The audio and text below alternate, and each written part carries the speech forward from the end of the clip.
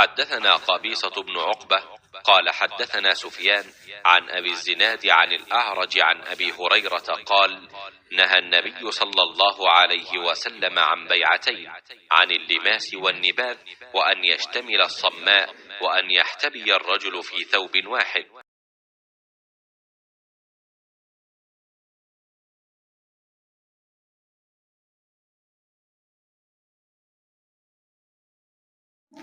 कि नबी करीम सल्लल्लाहु अलैहि वसल्लम ने दो तरह की बीओ फरोख्त से मना फरमाया, एक तो छूने की बीज से, दूसरे फेंकने की बीज से, और अश्तमाल सम्मा से जिसका बयान ऊपर गुजरा, और एक कपड़े में गोट मार कर बैठने से। सही बुखारी हदीस नंबर 368।